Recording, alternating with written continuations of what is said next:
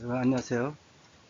이번 시간에는 제3장 사회복지정책의 발달 이론과 이념적 모형에 대해서 학습하도록 하겠습니다.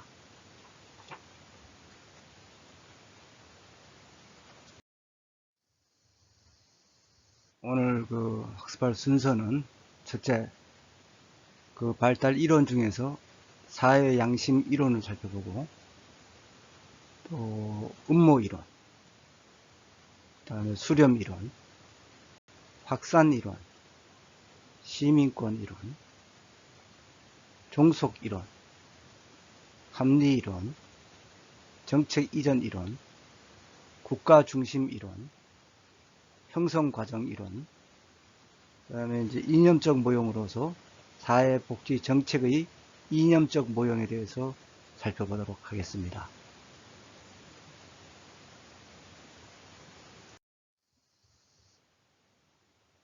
먼저 사회복지 정책의 발달 이론에 대해서 살펴보는 순서입니다. 사회복지 정책에서 이제 발달을 설명하는 이론들도 장기간의 시간적 흐름에 따른 이제 사회복지 정책이 어떤 과정과 절차를 통하여 특정 정책이 발전적으로 변화하는지에 대한 연구 결과를 말하는 것입니다. 그래서 쭉 이제 사회복지 정책의 발달을 설명하는 이론이 쭉 나올 건데요. 이 이론은 어떤 하나의 이론이 꼭 맞고 그게 전부 적용된다는 것이 아니라 여러 이론을 살펴봄으로써 다양하게 그 의미를 살펴볼 수 있을 것입니다. 그래서 일단 첫 번째로 사회 양심 이론입니다. 사회 양심 이론은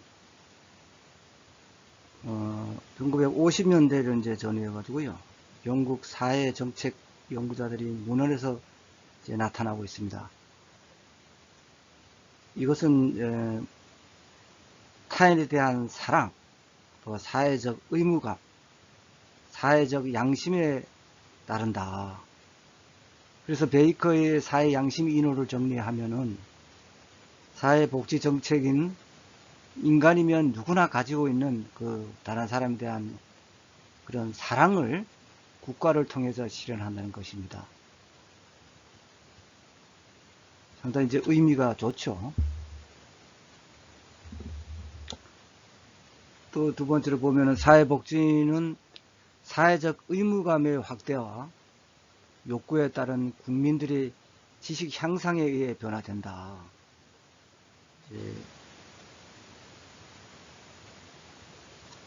그리고 세 번째는 변화는 계속된다 이거죠. 지속되면서 사회복지는 보다 범위를 확장하면서 계속 발전할 것이다. 이제 그런 사람의 어떤 착한 성품 여기다 이제 중점을 두었습니다. 그래서 변화도 사회복지도 어떤 균일하게는 아니지만은 그 범위를 확장하면서 계속 발전할 것이다. 이런 낙관적으로 봤습니다. 그래서 보다 나은 사회복지 정책의 어떤 실현을 위해서는 정책의 개선은 불가피하다. 이렇게 보는 것이고요. 그 다음에 이제 현재 사회복지 서비스는 이제 불완전하고 결점을 가지고 있어도 사회복지 문제는 장차 해결되며 앞으로도 지속적인 발전을 기대한다. 이렇게 이제 상정을 했고,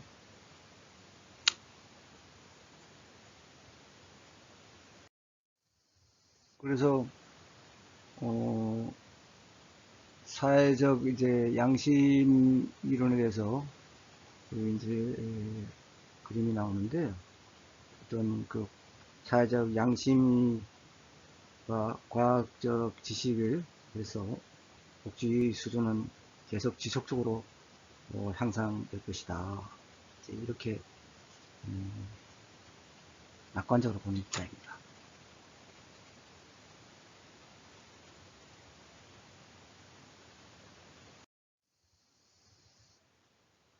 그래서 히긴스는 이제 사회 양심 이론에 대한 이제 비판을 했는데요.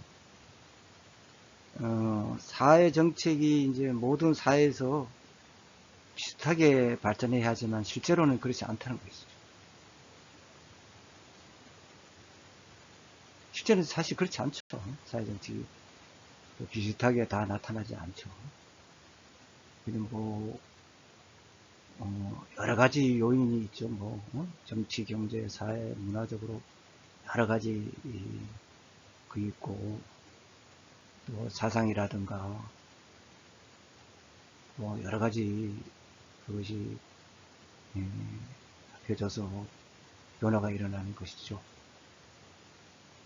모든 사회에서 비슷하게 발전해야지만 실제로는 여러가 다르게 발전하고 있죠.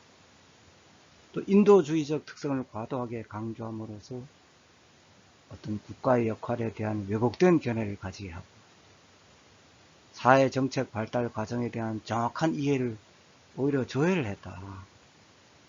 이렇게 이제 비판을 하고 있습니다.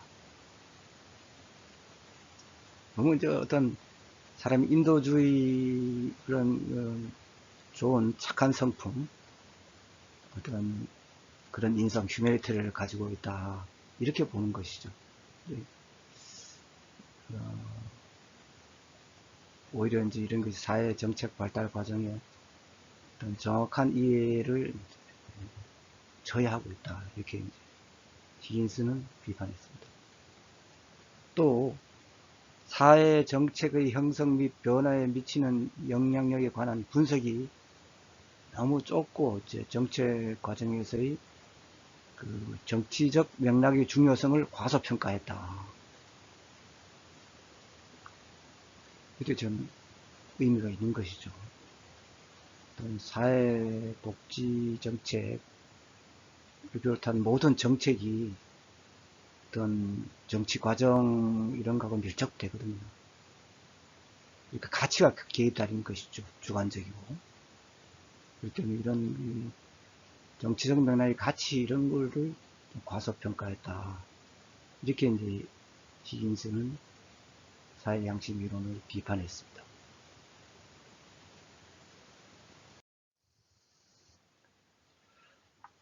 다음은 음모 이론입니다.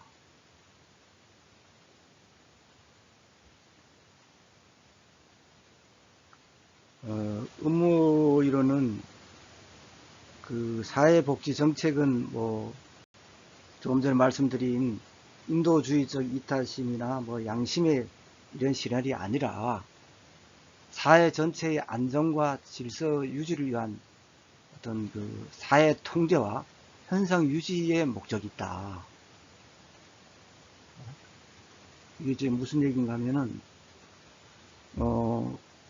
이제 표면적으로는 어떤 이제 특히 이제 뭐 정치가 좀 불안정한 권위주의 국가라든가 뭐 이런 독재를 하는 나라에서 이제 많이 하는데, 표면적으로는 이제 상당히 뭐 사회복지 정책을 쭉 펴보고 또 그 정통성이 좀 부족한 그런 정권 같은 경우는 어떤 정통성을 확보하기 위해서 사회복지 정책을 쭉 펴면서 그 이제 국민들이 상당히 그 믿게끔 그렇게 하는 것이죠. 근데 실제 이제 본질은 그 질서 유지를 위하고 사회 통제를 하고 해서 현상 유지 목적이 있다 이거죠. 이런 음모가 있다 이거죠. 그래서 그 사회의 특정한 목적을 달성하기 위해서 그 어떤 사회복지 정책을 하나의 수단으로 삼는다는 것이죠.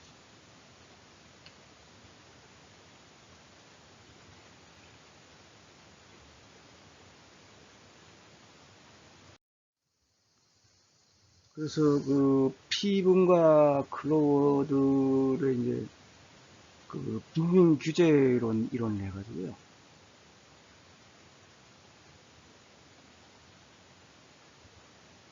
그 사회복지가 인도주의나 엘리트들의 어떤 선한 의지 결과라는 통념을 이제 부정하고요. 또 서민들의 어떤 궁핍화에 대해서 그 저항하고 투쟁하는 거 아닙니까? 그래서 이런 데 대한 저항하는 데 대해서 그런 그 사회복지 정책을 펴므로써 어떤 그들을 이제 그 무마하고 그 지배 결론적으로는 이제 자기 그 지배 계급의 어떤 대응책으로서 사회복지 정책을 편다 그런 뜻입니다.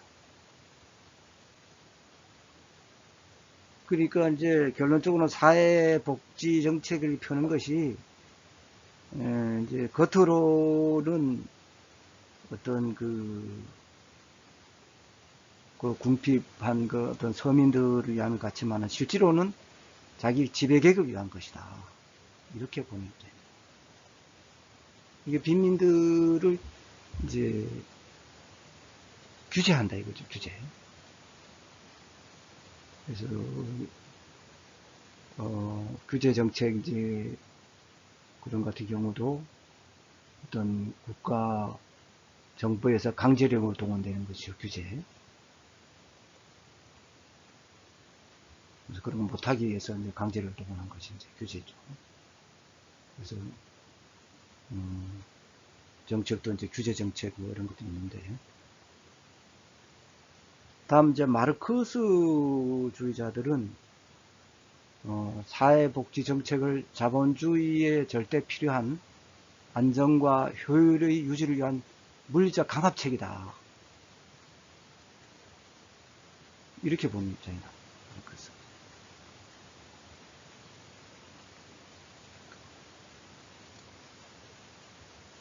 그리고 오코노는 사회복지 주체력은 시장의 법칙에 따른 것이 아니라 계급 집단 간의 어떤 그 사회 경제적 투쟁에 의해서 구조적으로 결정되는 것이다. 이렇게 봤습니다.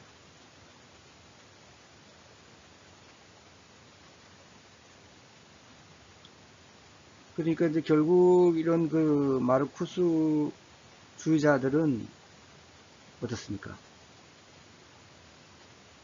사회복지 정책을 어떤 단기적 폭력 사태 방지를 위한 자본주의 어떤 수단을 본 거죠. 그 장기적 이제 노동자 계급 혁명에 대한 대응 전략으로 본 것이죠.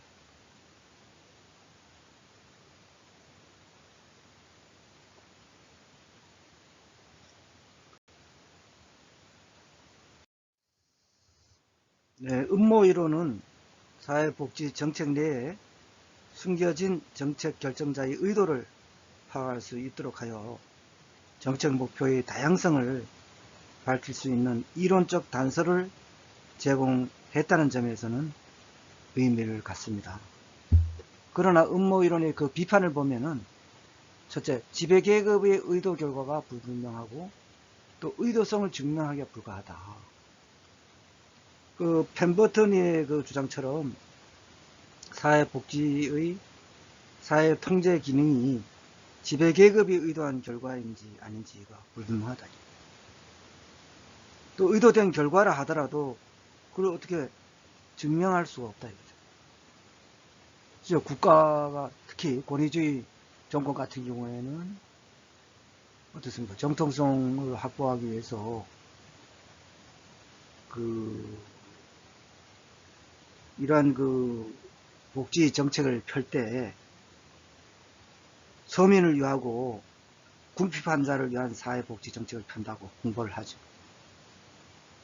그 내부적으로는 의도는 어떤 정통성을 확보하기 위한 그런 목적이라도 겉으로는 서민을 위한 사회복지 정책이다 이렇게 홍보를 하죠. 그렇다 하더라도 그 의도성을 어떻게 증명하겠습니까? 증명하기가 사실상 어려운 약점을 가지고 있다. 두 번째는 노령자, 장애인, 모자가정, 소년소녀 가장 등 위협세력이 아니다. 이런 위협세력이 아닌데 사회적으로 약자지 않습니까? 이런 사람들이 무슨 투쟁을 하고 저항을 하고 사회의 어떤 위협세력이 됩니까? 이 업무 이론하고 안 맞다 이거죠. 그다음 세 번째, 정책 형성 및 집행 과정의 현실을 반영 못하고 단순화시켰다. 그 정책의 의도를 과도하게 중시한 나머지 이러한 그 복잡한 정책 과정 이런 걸 너무 단순화시켰다 이거죠. 정책 과정은 다음 장에서 이제 핵심적인 분야로 진행합니다만 잠깐 설명해 드리면은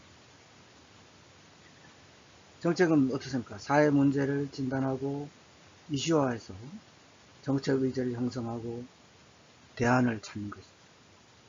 그래서 가장 바람직한 대안을 해서 정책 결정을 하고 또 정책 집행을 해서 평가하고 또 환경과의 상호작용을 거쳐서 피드백하죠. 그래서 각종 이해 집단들이 이제 대립 갈등하고 이렇게 투쟁하는데요. 이러한 그 다양한 요소가 있음에도 단지 서민 궁핍자들이 저항하고 투쟁에 대한 그런 통제, 질서 유지, 사회 안정 목적의 어떤 사회복지 정책이 있다고 너무 단순화시켰다. 이렇게 비판하고 있습니다.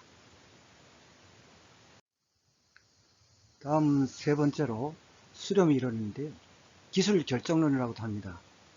여기 수렴 이론에 대한 이제 그림이 나왔는데요. 그림에서 설명을 해드리겠습니다. 그래서 산업화 기술이 발전하면은 이게 이제 수렴이 돼가지고 새로운 문제 및 욕구가 사회복지 정책 발달을 이어지고 또 경제의 성장을 이어지고 이렇게 된다는 그런 논리인데요. 좀 더 구체적으로 설명해 드리면은 이 캐리어와 캔델에 의해서 기술 결정론이라고 불리기 시작했는데요. 테크놀로지에 관한 지식을 토대로 인간 행위를 예측할 수 있다. 즉 사회 정책의 변화를 기술, 특히 사회 행정과 사회 사업 기술이 발달과 같은 비사회적 힘에 의해서 결정되는 것으로 보는 이론인데요. 경제 발전이 일정한 수준에 이르면은 각국의 어떤 사회복지 제도가 유사한 형태로 수렴된다. 이런 이론입니다. 수렴 이론은 그 사회 구조나 제도를 결정짓는 주요한 요인을 어떤 그 이데올로기나 계급 이런 갈등이 아니라 산업화 또는 그 기술 발전으로 본다 이거죠.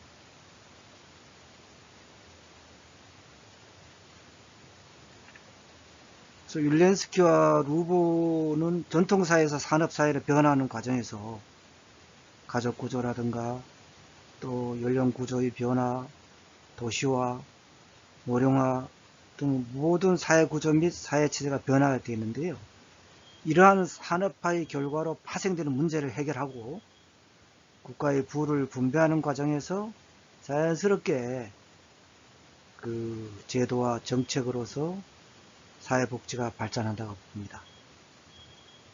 즉 사회복지가 어떤 자녀적 복지 모형에서 점차적으로 제도적 복지 모형으로 변화하여 체제 간의 어떤 이념적 영향력은 약화가 된다 이거죠.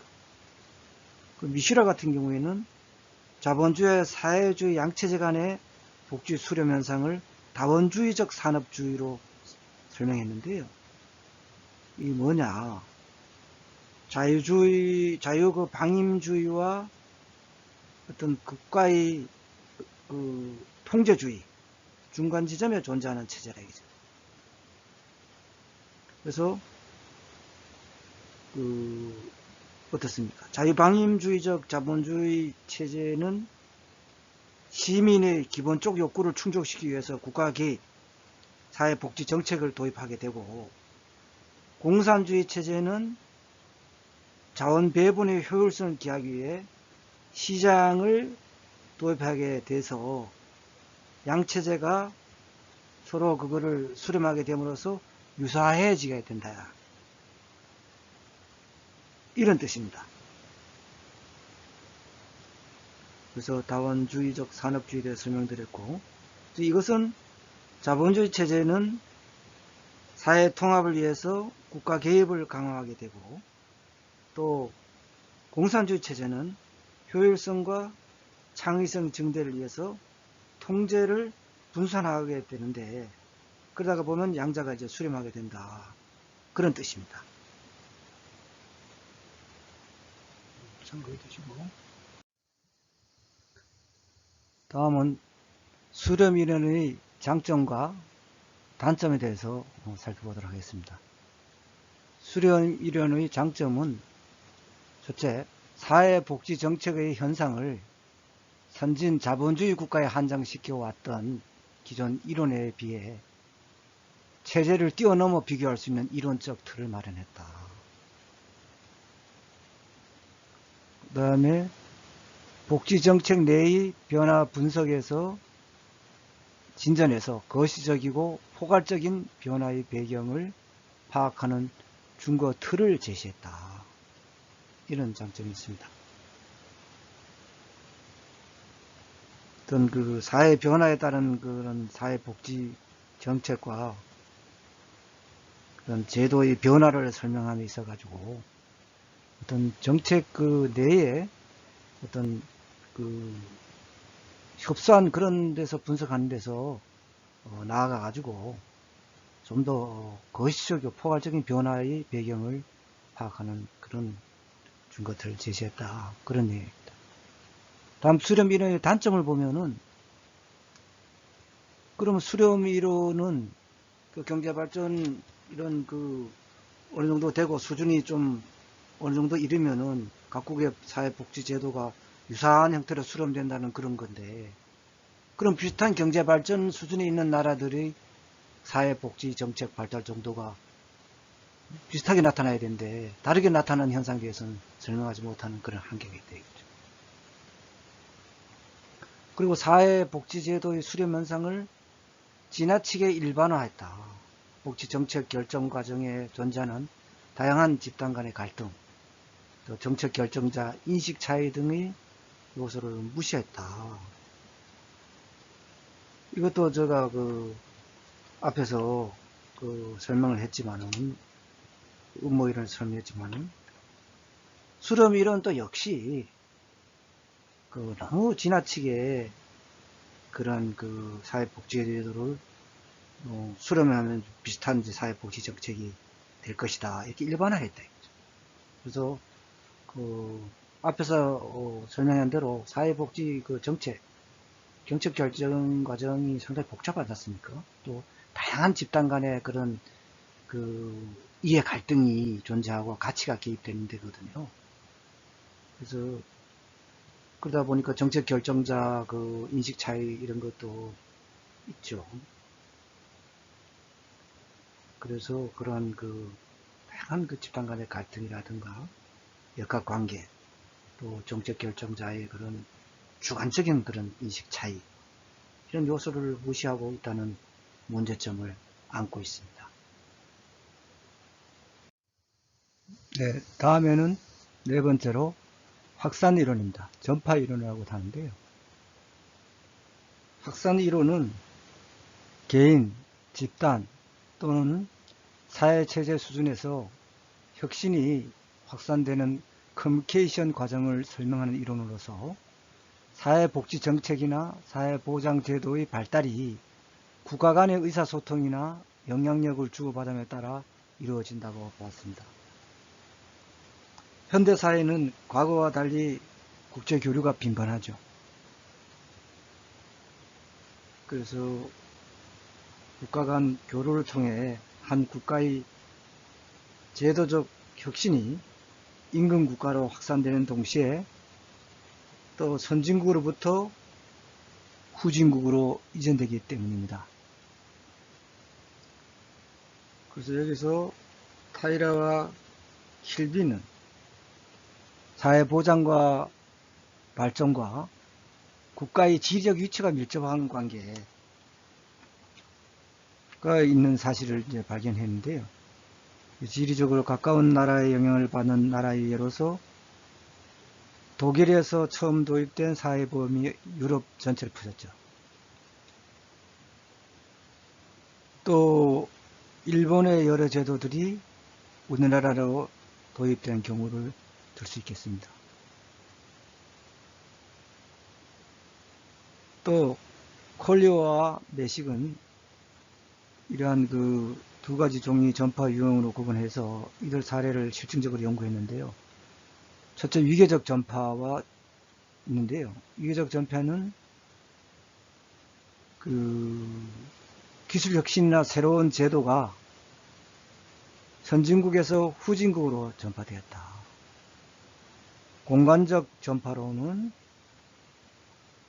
특정 국가에서 만들어진 제도나 프로그램이 우선 인접 주변국을 중심하여 전파되었다. 그렇게 주장을 했습니다.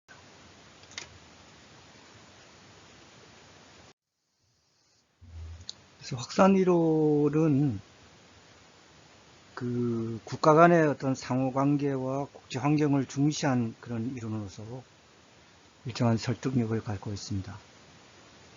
특히 현대사회와 같이 교통, 정보, 통신의 발달 및 인터넷 것이 일반화된 상황에서는 그 국가 간의 교류가 잘 되죠.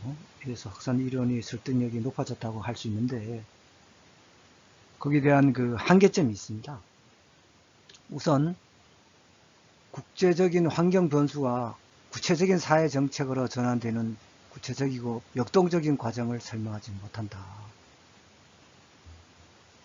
단순히 그 특정 국가와 인접하고 있다는 지리적 위치나 피식민지적 지배와 경험 자체는 그런 요인이 있지만은 왜 어떻게 그러한 지식과 아이디어가 정책 혹은 입법화라는 모습으로 실현되었는가에 대한 구체적인 설명이 부족하다. 또 한 나라의 사회복지 정책이 인접 국가인 다른 나라에 별다른 영향을 주지 못한 경우에서 보듯이 제도 도입에 있어서 확산의 효과보다는 국가 그 내부의 그러니까 국내의 어떤 사회, 경제적, 정치적 상황이 더 중요하게 작용하는 사례가 많다. 또 확산이 선진국에서 후진국으로 이루어진다고 봤는데 근대화가 영국에 뒤진 독일에서 영국보다 한 세대 먼저 사회보험을 실시한 것은 역확산의 경우에 해당되기 때문에 확산 이론의 한계점이 있는 게 아니냐 이렇게 분석했습니다.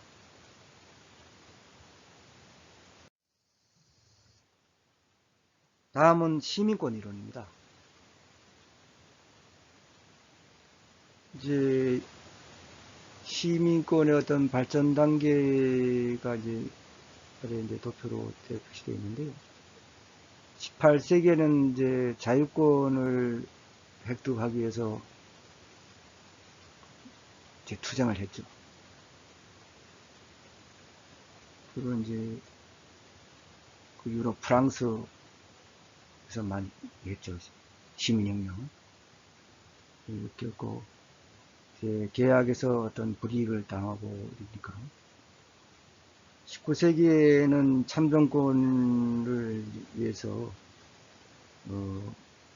선거권, 비선권 그래서 여성들은 또 제외되고 그런 불이익을 받았죠. 1832년대에는 영국에서는 노동자들이 어떤 차티스트 운동이라든가 이런 하면서 투표권을 달라고 투쟁을 했죠. 그래서 한 10년 동안 노동자들 투쟁을 했지만은 지도부의 분열과 어떤 정부의 탄압으로 실패로 돌아갔지만은 그 후에는 나중에 다 받아들여졌습니다. 그러니까 사회 변동이라는 것이 그렇게 단기간에 이루어지는 것이 아니고요. 물론 급격하게 변경되는 것도 있습니다만은 대부분 역사를 보면은 끊임없이 이제 그런 데 대해서 의문을 제기하고 투쟁하고 하면서 서서히 변화되는 것이다.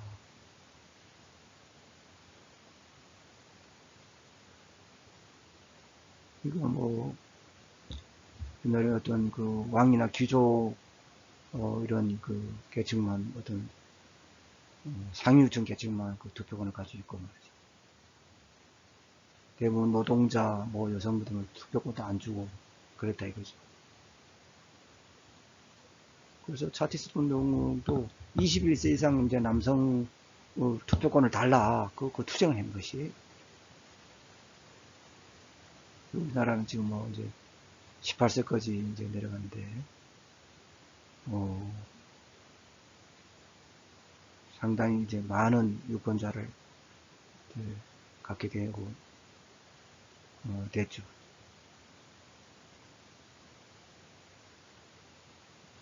그 1928년대에서 뉴질랜드 같은 경우는 여성이 이제 최초로 그런 선거권을 이제 갖게 됐는데요. 그 20세기에는 어떻습니까? 19세기는 이제 참정권 의제를 투쟁을 하고 했다면은 시민권이 20세기에는 그야말로 우리가 지금 공부하고 있는 생존권, 즉 복지권, 사회권 위해서 시민들의 권이 이제 발전을 하게 됐다 이거죠. 18세기의 자유권 획득에서 19세기 참정권, 이게 이제 참정권이 이제 다 이제 20세기 와서 이제 다 이제 되면서 상당히 어떤 그 국민들이 주인으로서 주권 의식을 이제 갖게 됐고 선거를 해서 대표자를 뽑기 때문에 그런 국민의 대표자들은 국민의 어떤 대리인으로서 역할을 할 수밖에 없죠. 그리고 국민의 의사에 따라 안 하면은 낙선되겠죠. 다음에 심판을 받겠죠. 이거 이제 국민들을 의식할 수밖에 없을 것이다.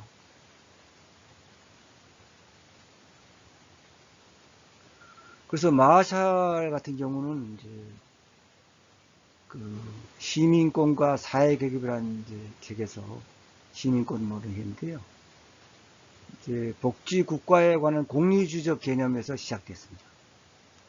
공리주의는 뭐예요? 최대 다수의 최대 행복이죠, 그죠? 어떻게 하면 가장 많은 사람들이 가장 큰 그런 행복을 줄 수 있을까? 이런 고민에서 시작됐다.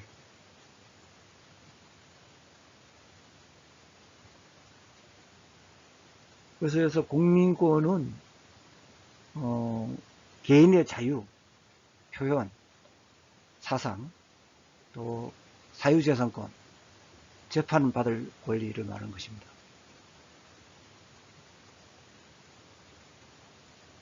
그러니까 이제 자유권이고 어떤 자유권에는 표현 사상의 어떤 자유도 있지만은 이제 사유재산권을 보장받는 게 크죠, 사실은. 어떠한 경우라도 자기 재산에 대해서 부당하게 침탈하거나 그럴 수가 없다.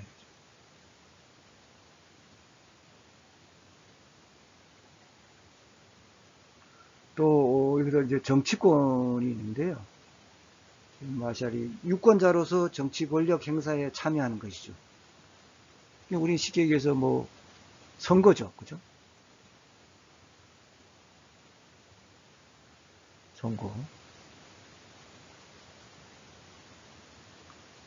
그래서 우리가 선거를 잘 해야 됩니다. 선거. 바른 대표자가 뽑혀가지고 바른 정책을 펴고 국민을 위해서 봉사해야 된다는 거죠. 그리고 이런 정치권을 갖기 위해서 엄청난 많은 피를 흘렸죠, 사실. 그런 고귀한 그런 희생이 헛되지 않기 위해서도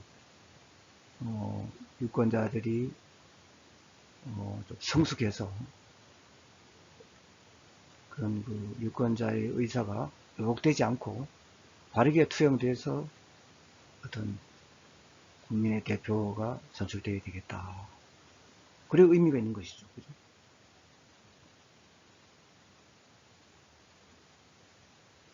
다음은 이제 우리가 이제 공부하는 이제 사회권인데요. 이걸 이제 복지권이라고 하는데요. 복지에 관한 권리다. 또 문명화된 삶의 권리다. 여기에는 이제 교육제도와 사회복지제도가 있을 수 있습니다. 이걸 이제 주로 공부하는 것인데, 아까 이제 밑에 그 도표에서 보듯이, 여러분들이 이제 상당히 시의적절한 그런 지금 학문을 탐구하고 있는 겁니다. 여러분들이. 그런 그, 자긍심을 가져야 될 것입니다. 그래서 이제는 그, 우리나라도 이제 복지국가로 이제 진입했지 않습니까? 그래서 이제는 뭐 선거권도 없고, 피선거권도 넓어지고, 개인의 자유도 많이 보장됐고, 응? 사회재산권도 보장받고, 재판도 받을 권리도 보장받았고 한데, 이제는 좀 인간답게 살아야죠, 그죠?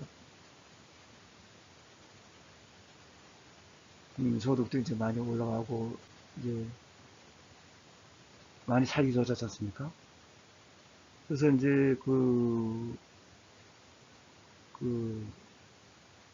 같이 좀 더불어, 도 살아야 되겠다.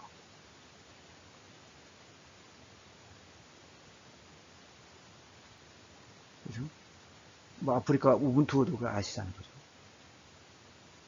그래서 그런 행복이 어떤 혼자만 특정 계층만 잘 사는 것보다도 좀 생계 어렵고 이런 사람들도 어떤 복지 혜택이 주어져 가지고 기본적인 생활은 좀 해줘야 해야겠다. 국가의 지원이 절실하다. 그래서 어떤 아까 말씀드린 그런 윌렌스키와 뭐 오르보 같은 경우도 어떤 자녀적 복지와 제도적 복지 이야기했습니다만은 어떤 자녀적 복지에만 의존할 수 없다. 쟤는 국민들도 당당히 사회권을 주장할 수가 있다.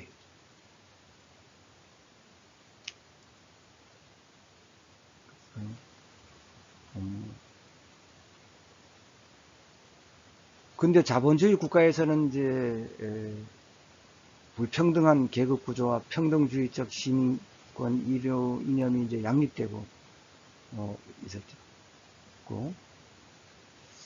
그 이제 제도적 복지 모형의 기준을 마련하고 사회적 연대성의 이제 강화에 영향을 줬다. 시민권 이론이 그렇습니다.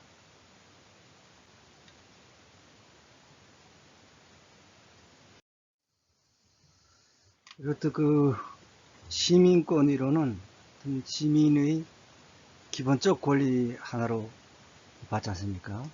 그래서 시민권 이론은 좀 중요하니까 잘 알아두시고요. 그런데 이런 긍정적인 측면과 함께 한계점이 또 있습니다. 시민권은 그 영국의 그 복지 국가 형성 과정에 기반한 이론입니다. 그래서 18세기 자유권에서 또 19세기 참정권, 20세기 사회권, 또 복지권이라고도 하죠. 사회권을 이렇게 발전해 왔던 것이잖아요. 그런데 이와는 다른 역사적 배경을 가지고 있는 제3세계나 사회주의 국가에서 이러한 그 발전 단계론을 적용하는 데는 무리가 따를 수밖에 없다. 또 시민권 이론은 사회복지정책의 발달을 진화론적 관점에서 접근하고 있는데, 그 역사적으로 볼 때 사회복지정책의 발달에 영향을 미치는 복잡한 집단 갈등이나 또 행동 같은 정치적 역학관계를 설명하는 데는 한계가 있다. 이렇게 볼 수가 있습니다. 네, 다음은 시민권 이론의 그 논리에 대해서 도식화해 놨는데요. 먼저 그 현실 사회는 어떤 자유나 어떤 재산의 불평등이 존재를 하죠. 근데 시민권은 어떻습니까? 그 시민의 어떤 기본적 권리를 하나로 이제 보잖아요. 그래서 그 자유권, 뭐 개인의 자유라든가 표현, 사상, 신념의 자유, 또 사유재산권, 개인의 자유에 필요한 권리죠. 그 다음에 정치권이죠. 정치권은 정치적 권위가 부여된 기구의 성원을 뽑는 그런 그 정치 권력 행사에 참여할 수 있는 권리잖아요. 뭐 국회, 지방의회 이런 거죠. 복지권은 사회권이라고 하는데, 이거는 뭐 알다시피 삶을 향유할 수 있는 권리죠. 이런 것을 시민권 권리로서 생존권 그 보장 요구를 한다 이거죠. 함으로써 자유와 평등이 구현되는 이상사회를 만든다. 이것이 바로 사회복지 정책의 발전이다. 이렇게 주장하는 것이 시민권 이론입니다.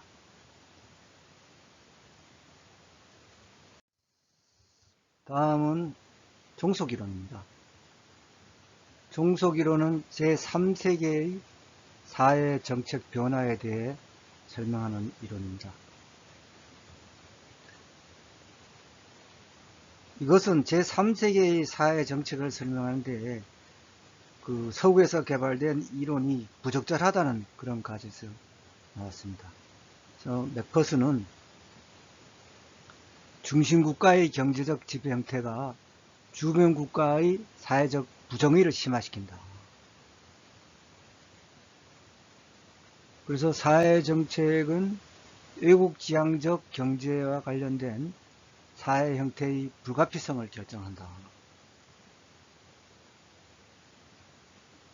그러니까 사회정책이 국민 욕구에서 결정되는 것이 아니고 외국 지향적 경제와 관련되어 있다. 이렇게 보는 입장입니다. 미드그레이는 개발도상국의 빈곤, 자원 재분배 실패, 불평등 심화는 식민지 영향이다. 이렇게 봤습니다.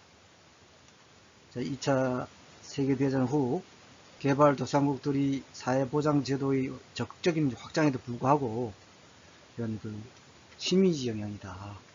이렇게 봤습니다. 이런 관점에서 볼 때 우리나라의 경우도 일제시대 부호사분 식민지 정책의 일환이었죠. 그렇게 볼 수가 있겠습니다. 종속이론에 대한 이제 비판은 보면은 너무 이제 제3세기의 잠재력을 과소평가했다.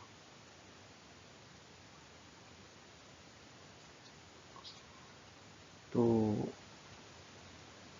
종속 수준이 높을수록 오히려 토지 소유 구조는 공평하고 또 자원 의존도가 높은 나라가 정치적 안정을 나타냈습니다. 이게 이제 종속 이론하고 이제 맞지 않는다는 것이죠. 또 국가 간의 불평등의 문제는 어떤 종속 관계가 아닌 한 국가 내의 두 지역 간 또는 중심 국가 내의 이제 두 국가 간에도 발견된다. 뭐 이러니까 종속 이론 이제 맞지 않다. 뭐 이렇게 주장하는 것인데요.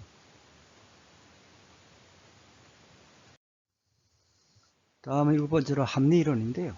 합리 이론은 산업화되는 과정에서 필연적으로 각종 사회 문제가 파생되는데 이때 이성을 가진 합리적 인간이 고안해낸 합리적 문제 해결책이 사회 정책이다. 이렇게 보는 입장입니다. 예컨대 산업사회에서 핵가족화, 또 평균 수명의 연장 등으로 인하여 전통가족 및 지역사회의 개인에 대한 복지 제공 기능이 붕괴되기 때문에 그 노인이라든가 또 아동과 같은 취약계층이 필연적으로 형성되는데 이에 대한 합리적인 해결책이나 완화책으로서 사회정책이 등장 발전하게 된다는 것입니다. 합리론에 대한 비판은 사회문제의 현명한 대책에 대해 합리, 논리의 힘만을 유일한 문제 해결의 원동력으로 간주함으로써 마치 문제의 인식과 해결책에 대한 합의가 그때그때마다 존재하는 것처럼 오해를 불러일으킬 수 있다. 그리고 어떤 개인에게 합리적인 것이 다른 사람에게는 불합리할 수 있음을 간과했다. 예컨대 의료보험에 대해서 의사들이 불만, 일반 국민들은 좋아하는데 전문가 집단의 의사들은 불만이 있다. 이런 한계가 있다고 비판이 있고요. 또 세 번째는 사회정책을 탈가치적인 것으로 보고 정책 결정 과정의 영향 요소로서 이데올기를 무시한 측면이 있다. 이데올기도 또 가치도 사회정책에 많은 영향을 미치죠. 그러한 합리 이론에 대한 비판이 있다는 것을 참고해 주시기 바랍니다. 다음은 8번째로 정책 이전 이론인데요. 이거는 최근 공공정책의 발달에서 제시된 이론인데, 다른 국가나 지방 관할 구역으로부터 공공정책의 의식적인 채택이다.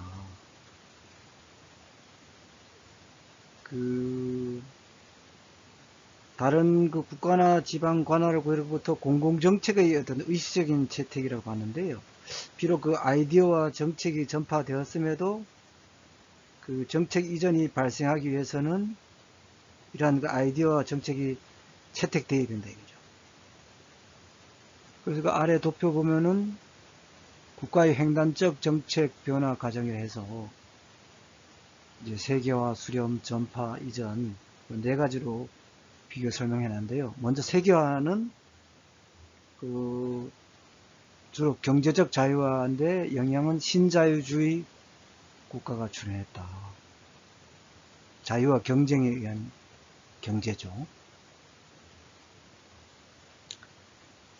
그리고 정책의 수렴은 구조적 유사성에서 영향은 정책이 이제 유사하게 되는 거고요. 산업화 어떤 기술이 발달 때문에 일어나기 때문에 정책 수렴이고, 전파는 사전 활동적 대리기관, 유포자나 이제 배포자죠. 위에서 커뮤니케이션 영향력에 따라서 정책이 채택되거나 미채택된다 이거죠. 그래서 이전은 경쟁의식, 학습, 또 대리기관에 의한 복사, 의해서 정책이 이전되고 또 완전 이전은 안 되더라도 부분적 이전이 되거나 또 이전이 안 되는 경우가 있다. 그래서 이건 향후 이 정책 이론은 좀 증거에서 증명될 수 있는 그러한 인가 모델이 개발되어야 하겠습니다.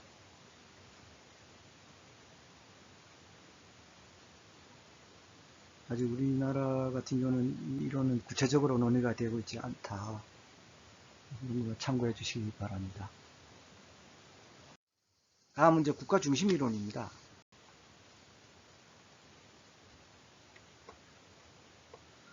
그래서 국가가 이제 스스로 문제를 인식하고 해결해야 된다.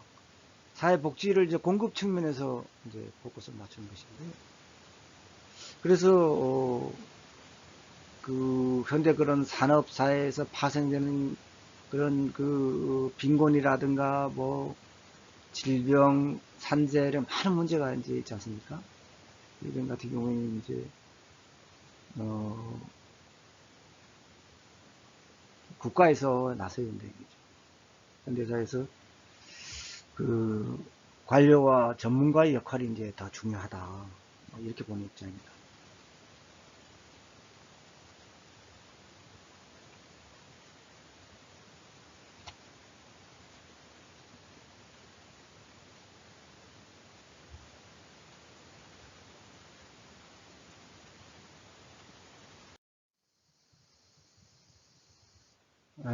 다음은 형성과정 이론에 대해서 살펴보겠습니다. 형성과정 이론은 사회복지정책은 그 복잡한 과정을 통해서 형성되고 이제 발전되는데요. 정책이 형성되기까지는 이제 다양한 목적과 이해관계를 가진 행위자들이 활동하게 됩니다. 그래서 인간이 그 기본적 인권을 누리지 못하고 고통받는 사람들의 문제를 이제 해결해야 할 때 정책 형성 과정에서 이 문제를 사회 문제 또는 이제 정치적 논점으로 부각시켜 가지고 이슈화하는 행위자를 중심으로 정책의 형성 과정을 이제 살펴보면은 이제 다음과 같이 볼 수 있습니다. 이제 다원주의 이론입니다. 사회 정책을 여러 집단, 이제 심지어는 복지 수혜자 조직까지 포함한 여러 이익 집단 간 타협의 결과로 이해하는 것입니다. 그래서 정책이란 이제 개인과 집단의 이익 대결과 갈등을 정부가 공정하고 종합적인 입장에서 조정한다. 이렇게 이해하는 것입니다. 이러한 이제 집단의 영향력은 이제 구성원의 수라든가 능력, 또 재원, 조직력, 지도자의 리더십, 또 정책 결정자의 접근 가능성, 내적 결속력 등에 따라서 결정될 수 있죠. 다음은 이제 엘리트론입니다. 사회는 이제 엘리트들의 집단이 정점을 해서 한 피라미드 구조로 이루어져 있고, 정책은 이제 엘리트에서 대중으로 일방적 하향적으로 전달된다. 그래서 이제 엘리트와 대중으로만 구분된다 이거죠. 그래서 역사는 계급 투쟁의 산물이 아니라 엘리트 간의 갈등이며 교체 과정일 뿐이라고 보는 입장입니다. 다음은 이익 집단론입니다. 공통의 목적을 가지고 이제 공공정책에 영향을 미치기 위해 개인들의 조직체다.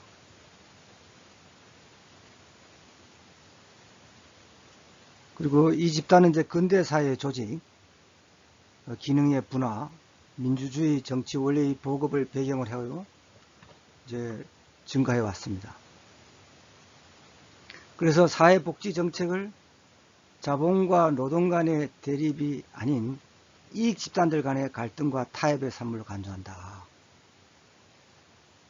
그래서 같은 입장과 이익을 중심으로 집단이 형성되기도 하고 또 집단 행동을 통해서 자기들 이익을 이제 산출한다 이거죠. 그래서 뭐 정부의 압력을 행사해 가지고 복지비를 증대시키기도 하고 또 자신이 속한 그 집단 이익을 실현하기 위해서 또 로비도 하기도 하고 이러죠.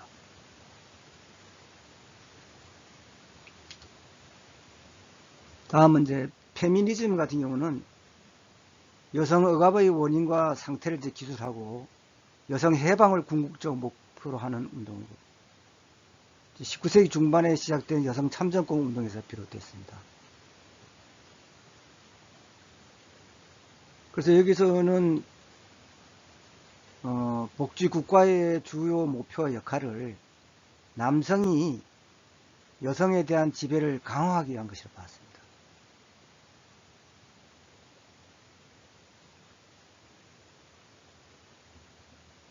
그래서 페미니스트들은 기혼 여성의 취업이 해방이라는 데 이제 의문을 제기하면서 기혼 여성의 경우에는 직장 생활과 또 가정주부 역할을 동시에 수행할 것을 강요당하는 것이라고 봤다.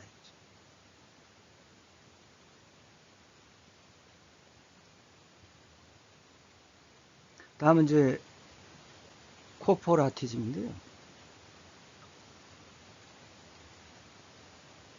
이것은 이제 코포라티즘이 뭐 좀 낯선 용어일 수가 있는데요. 이것은 이제 국가가 적극적으로 주도권을 이제 행사하나 그 다원주의론에서는 정책 형성 과정에서 사회 내의 재반 집단을 이제 분석 대상으로 삼며 국가는 수동적이고 일종의 집단 간 게임의 심판관으로서 역할을 한다고 봤지 않습니까? 그래서 여기서는 코포라티즘 같은 경우는 다원주의에서 주장하는 것과 다르게 국가가 적극적으로 주도권을 행사한다 이거죠.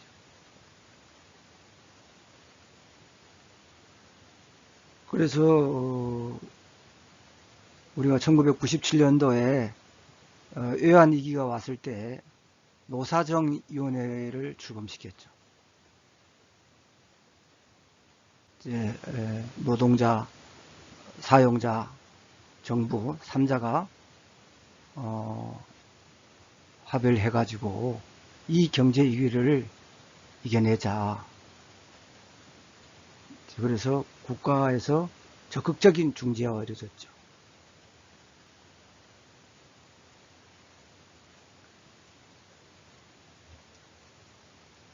다음은 마르크스주의입니다.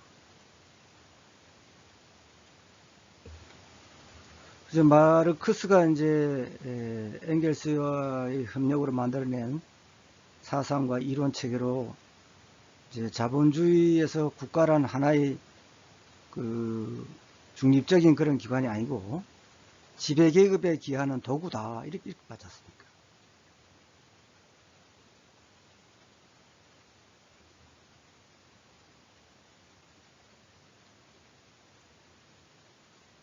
그래서 국가 엘리트들이 어떤 사회 내에서 강력한 힘을 가진 집단으로 보는 입장을 지니고 있다. 이렇게 볼 수가 있을 것입니다.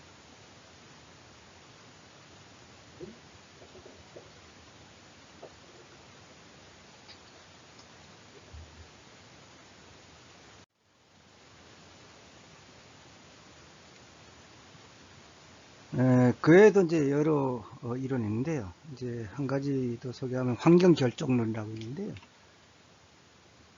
이제 사회복지 정책의 발달은 주위에 이제 사회적, 정치적, 경제적 요인들에 의해서 이루어진다고 보는 그런 관점인데요. 잠깐 소개하겠습니다. 사회적 요인을 보면 이제 사회가 이제 점점 분화되면서 예전의 어떤 전통 사회에서의 어떤 그 담당했던 가족 이런 친척 뭐 이런 기능은 더 이상 가능하지 않게 되었죠. 핵가족 제도로 바뀌었고 또 여성들이 사회 진출이 활발해졌죠.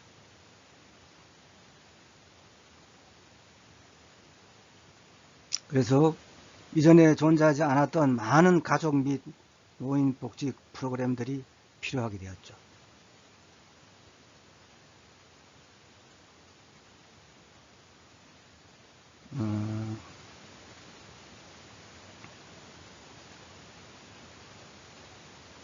그리고 여성들의 경우도 이제 결혼이나 임신, 출산을 장려하기 위해서는 그동안 이제 여성 자신이나 가족에게만 맡겨졌던 그 육아라든가 또 자녀 교육, 가사노동 등을 도와줄 수 있는 제도 장치가 필요하게 되었죠.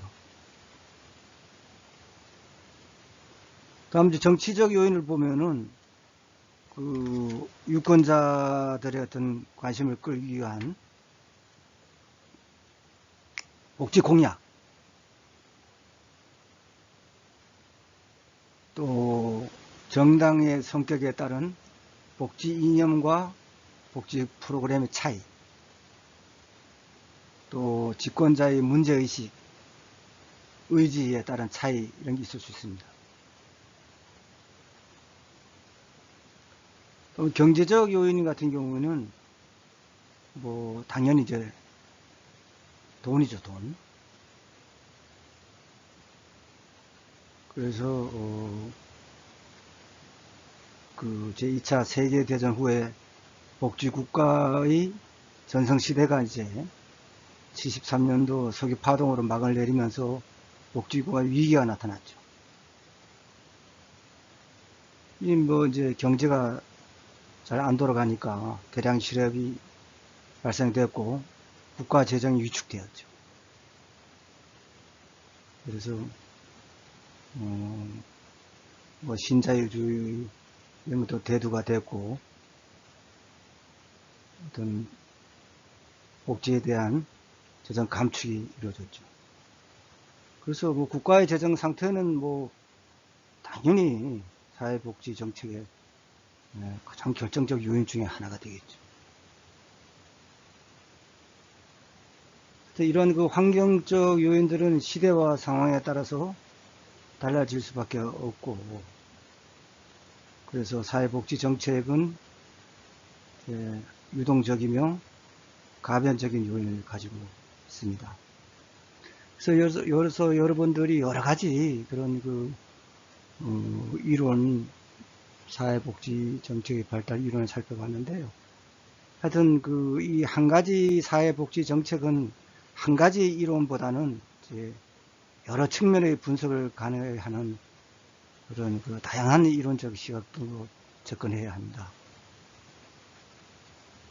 그렇게 함으로써 이제 총체적인 그런 분석과 그런 설명이 가능해질 것입니다.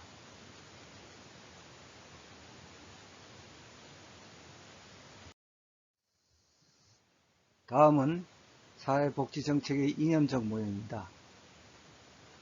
그래서 이념 모형은 많은 학자들이 그 관점에 따라서 다르게 정의되고 있는데요. 분류를 많이 하고 있는데 그 중에서 초기 유형화의 대표적인 미국 학자입니다. 아주 저명한 사회복지 학자인데요. 윌렌스키와 르보의 그 이분 모형에 대해서 설명하도록 하겠습니다. 윌렌스키와 르보의 이분 모형은 이게 상당히 중요합니다. 그래서 그 뒤에 나온 티튼버스의 3분 모형도 그 윌렌스키와 르보의 이분 모형에 산업 성취 모형이 추가된 것입니다. 이 자녀 모형과 제도 모형의 중간 그 단계인데요. 그런 모형인데, 그래서 여러분들이 윌렌스키와 르보의 이분 모형을 알아두셨으면 좋겠습니다.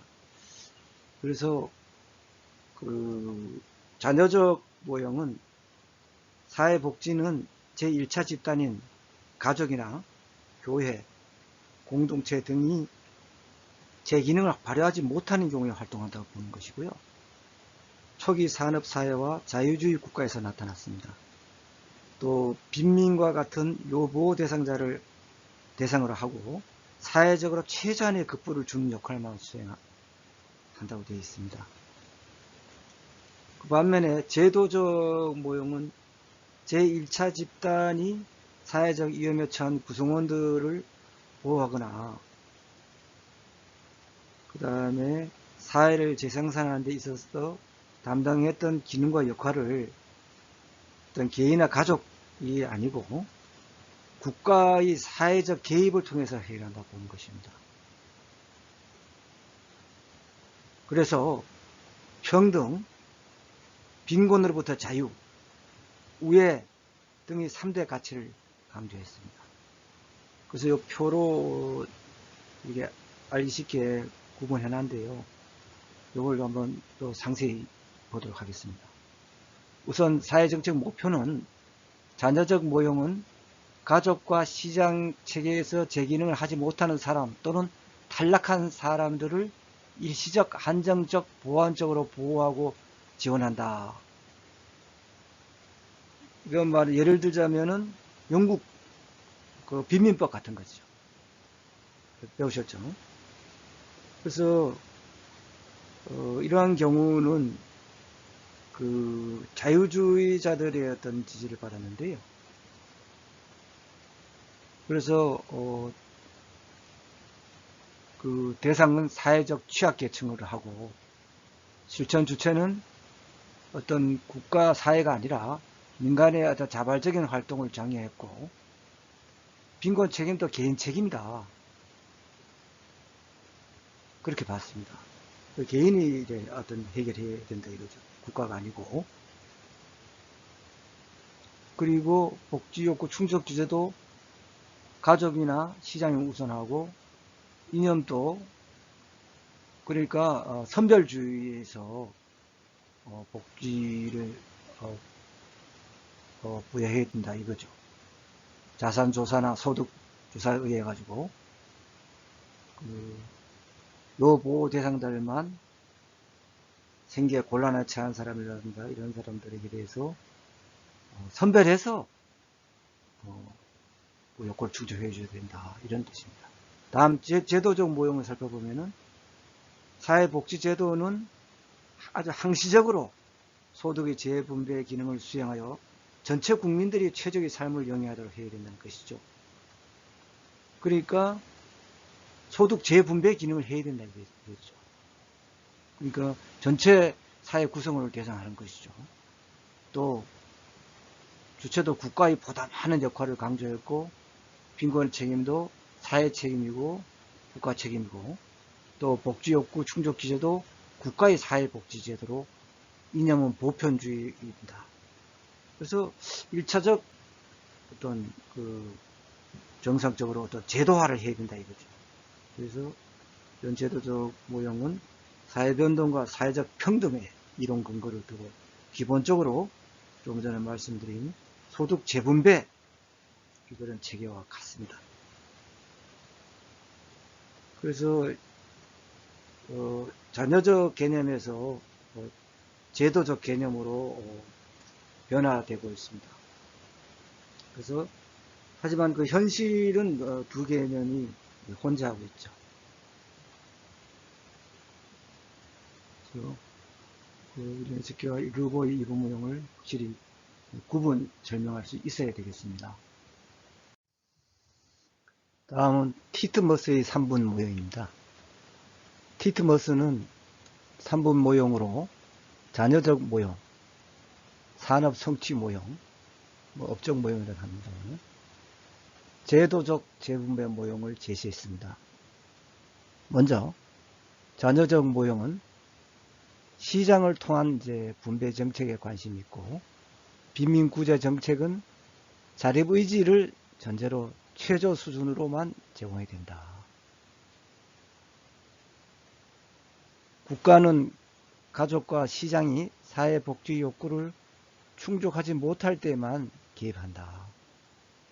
또 복지 욕구는 1차적으로 가족과 시장을 통해서 충족되어야 한다. 선별주의고 공공부조 프로그램을 강조했습니다. 산업 성취 모형은 자녀 모형과 제도적 재분배 모형의 중간이다. 개인의 자유를 강조하면서 시장을 통한 분배 정책을 강조했습니다.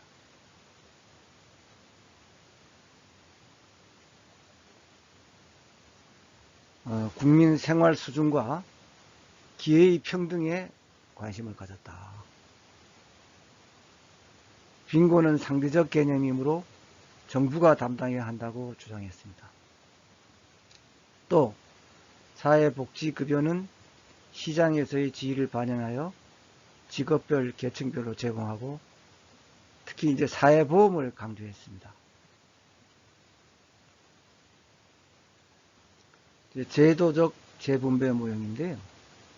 개인의 자유는 인간다운 생활을 할 자유.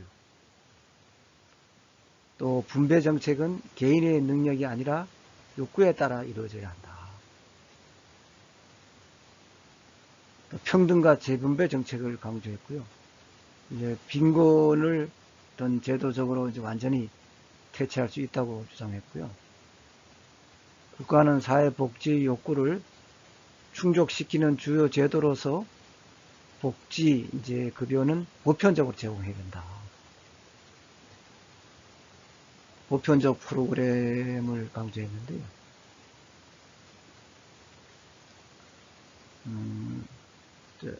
앞에는 이제 릴렌스키와 르보의 이분 모형, 자녀적 모형하고 제도적 모형은 유사하죠.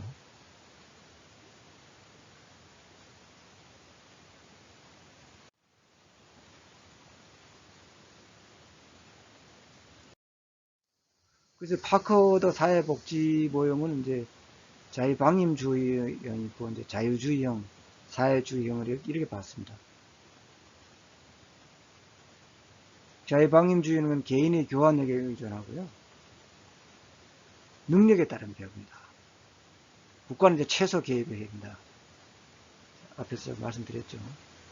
자유주의는 이제 국가는 그래도 최저 생활을 보장해줘야 된다. 개인과 가족의 욕구에 따른 서비스는 이제 돈을 받고 이제 한다. 이런 것도 유료입니다. 그죠? 사회주의는 그 반면에 빈곤을 사회적 문제로 보고 정부가 개입해야 된다. 이거죠. 그래서 평등과 정치권, 사회권, 경제권을 이제 중시했다. 이렇게 봅니다.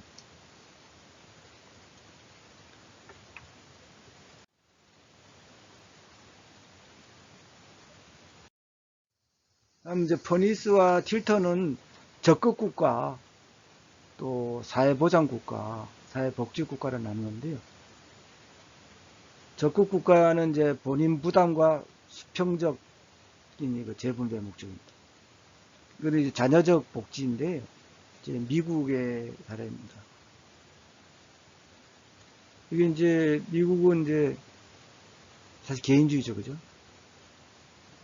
규제되지 않은 시장의 문제와 어떤 잠재적인 재분배 요구로부터 자본가를 보호해야 한다. 또 사회복지 분야에서 경제적 효율성과 맞지 않는 것은 추구하지 않는다 이거죠. 또 적극 국가는 어떤 복지 국가가 아니며 자녀적 복지 모형이다. 모든 사람을 위한 이제 복지 정책이 아니다. 그러면 이제 사회보장 국가는 모든 국민의 최저 수준을 보장하고 기회 평등을 합니다. 근로유인, 기회 책임을 이제 말살해서는 안 된다. 영국의 사례.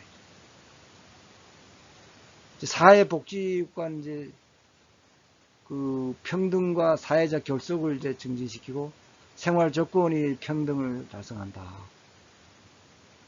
그리고 경제 및 정치 부문이 정책 결정에서 취약 집단이 참여한다. 대표적으로 나라는 스웨덴인데 스칸디나비아 지역들이 이제 많이 이렇게 사회복지국가의 형태죠.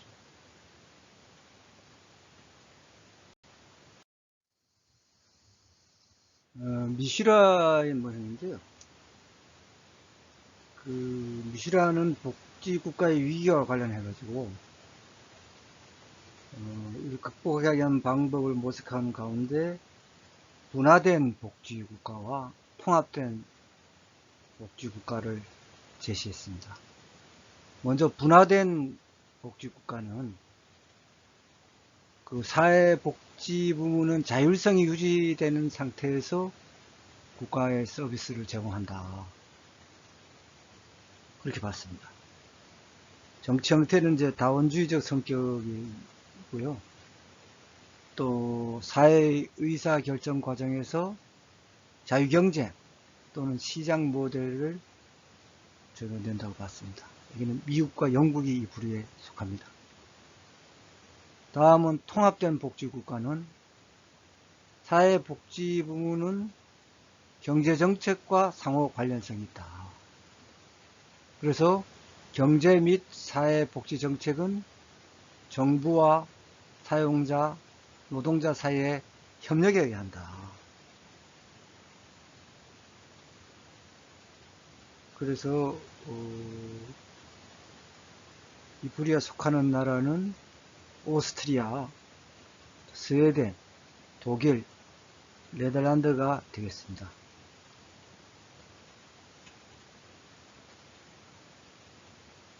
미시라는 복지국가 위기를 타개할 수 있는 대안은 통합된 복지국가라고 봤습니다. 에스핀과 앤더슨 모형을 이제 살펴보겠습니다.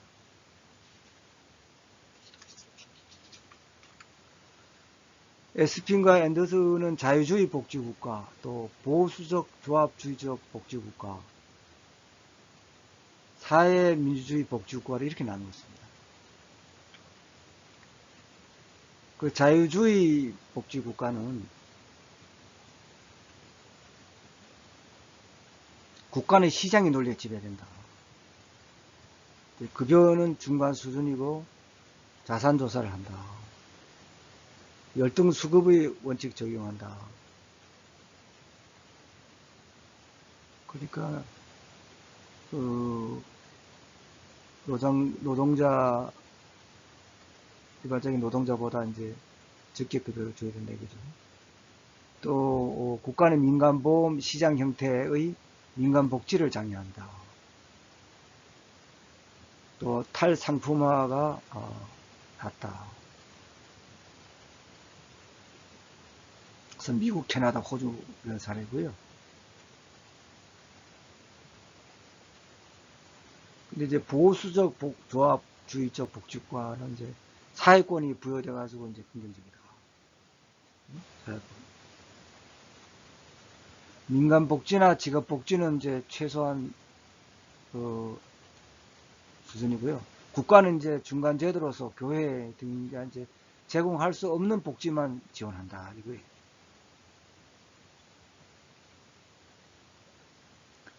이건 이제 독일이나 이탈리아 이런 사례인데요. 다음은 이제 사회민주주의 복지국가로서 보편주의, 시장을 거부하고요. 높은 수준의 평등을 증진한다. 모든 시민의 사회권을 실현한다. 또 완전 고용을 추구한다. 스칸디나비아적인 스웨덴과 노르웨이를 들었는데요. 네, 다음은 조지와 윌딩의 복지 모형에 대해서 살펴보도록 하겠습니다. 조지와 윌딩은 제1차 석유파동 이후에 1976년 정치적 이념의 차이에 따라서 복지국가의 유형을 반집합주의, 소극적 집합주의, 페이비언 사회주의, 마르크스주의로 분류하였습니다. 이 표로 정리했는데 잠깐 살펴보면요. 정치 이념을 보면은 반집합주의는 소극적 자유주의, 개인주의, 또 불평등을 인정하는 것이죠. 그리고 시장 경제를 옹호하고 불평등을 인정하고 자유계약을 강조하는 것이죠. 어떤 자유경쟁, 자유사상 이런 거 강한 거죠. 또 시장 경제의 효율성 저해라든가 근로동기 저축과 투자 약화, 전통적 가족 역할의 훼손, 개인의 자유 침해를 이유로 국가 개입을 반대했습니다. 또 복지는 개인적 문제이기 때문에 복지 국가를 반대했습니다. 소극적 집합주의는 소극적 자유고 실용주의, 인본주의 때인데 시장 경제의 보완을 했습니다. 또 국가는 개입을 인정했는데요. 공공부문과 병행하여 민간 부문이 사회복지 역할을 강조했고 자본주의에서 발생되는 특정한 문제만 해결된다고 하면 된다고 봤습니다. 또 국가에서 최저 수준만 보장하면은 복지국가를 찬성했습니다. 그 다음에 페이비언 사회주의는 적극적 자유와 평등을 이념을 했고요.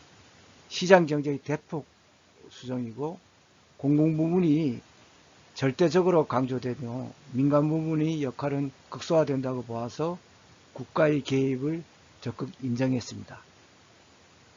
또 복지국가의 관점에서 보면은 국가에서 제도적 복지국가 실천에 찬성했습니다.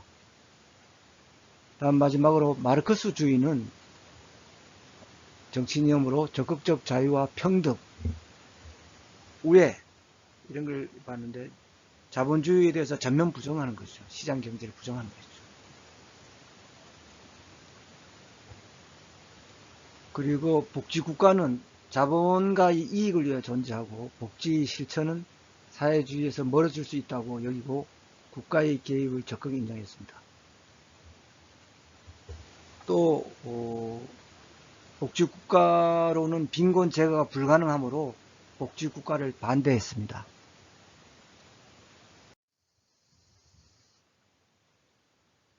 이번 주 퀴즈를 부여하겠습니다.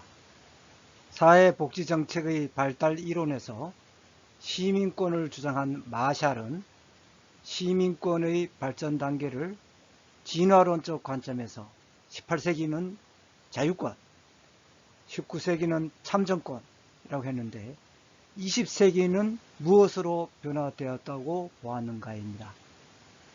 퀴즈를 풀어서 과제란에 답지해 주시기 바랍니다. 이상으로서 제3장 사회복지정책의 발달 이론과 이념적 모형에 대한 강의를 모두 마치겠습니다. 여러분 대단히 감사합니다.